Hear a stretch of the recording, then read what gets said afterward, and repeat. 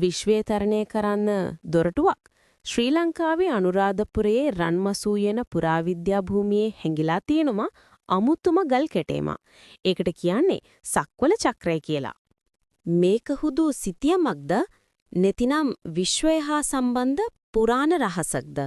සමහර විද්වතුන් මේක හඳුන්වන්නේ ශ්‍රී ලංකාවේ ස්ටාර්ගේට් එක කියලා. ඒයින් අදහස් කරන්නේ වෙනත් ග්‍රහලෝකවලට යන්න තිබුණු දොරටුවක් කියලයි. වටකුරු ගලක කොටා ඇති මේ චක්‍රයේ මැද්දේ කුඩා කුහර හා සංකේත ගණනාවක් තියෙනවා. මේ සංකේත වලින් පුරාණ ජ්‍යොතිෂය, තාරකා විද්‍යාව, විශ්වයේ සිතියමක් නිරූපණය වන බව ඇතමයි විශ්වාස කරනවා. සක්වල චක්‍රයේ පිහිටා තිබෙන්නේ පොකුණක් අසල ඇති පාෂාණ තලයකයි. විශේෂයෙන්ම ඊට පහළින් පාදම වැනි ආසන 4ක් කැටයම් කර තිබීම අභිරහස තවත් වැඩි කරනවා.